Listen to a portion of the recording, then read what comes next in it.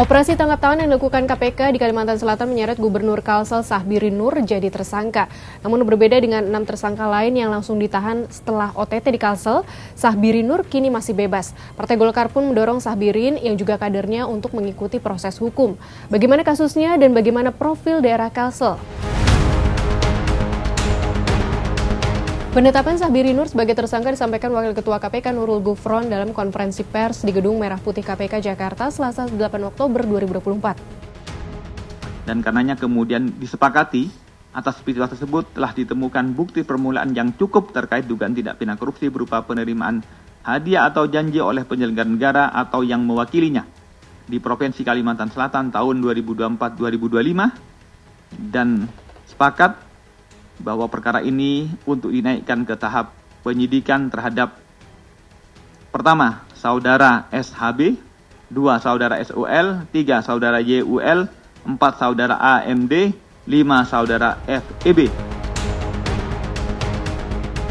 Selain Sahbirin, mereka yang ditetapkan sebagai tersangka adalah Kepala Dinas PUPR Kalsel Ahmad Solhan, Kepala Bidang Cipta Karya Dinas PUPR Kalsel Yulianti Erliana, Bendahara Rumah Tahfiz Darussalam Ahmad, dan PLT Kabak Rumah Tangga Gubernur Kalsel Agustia Febri Andrean. Adapun dari pihak swasta, KPK menetapkan Sugeng Wahyudi dan Andi Susanto sebagai tersangka. Keduanya adalah pelaksana pekerjaan di Dinas PUPR Kalsel. 6 orang yang sudah ditetapkan sebagai tersangka langsung ditahan di Rumah Tahanan Negara di Gedung KPK. Terkait Sahbirin Nur, KPK menyebut akan dilakukan prosedur pemanggilan. Jika tidak hadir dalam pemanggilan, Sahbirin akan ditetapkan sebagai DPO.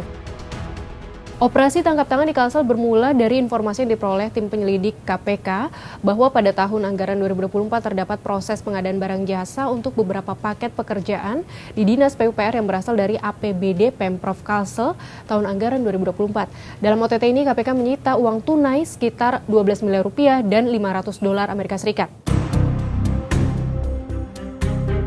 Terhadap beberapa paket pekerjaan tersebut, Dinas PUPR Kalsel melakukan plotting penyedia sejumlah paket pekerjaan sebelum proses pengadaan dilakukan melalui e-katalog.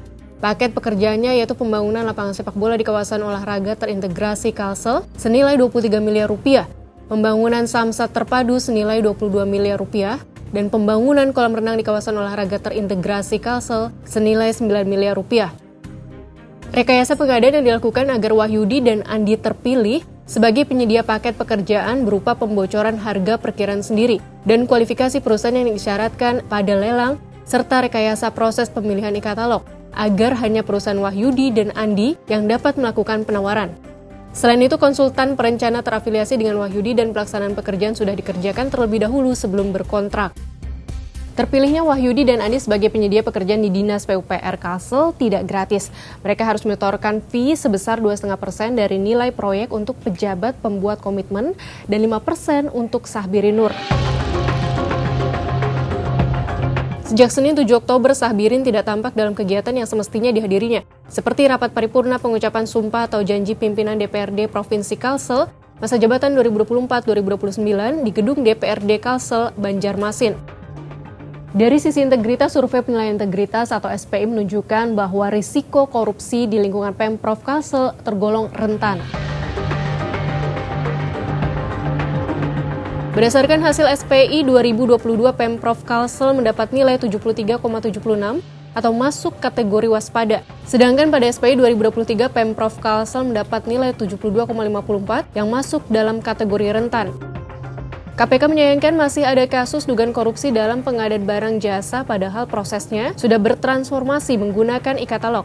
KPK pun secara intensif terus mendorong perbaikan pada seluruh kementerian, lembaga, dan pemerintah daerah, termasuk pada pemerintah Provinsi Kalsel.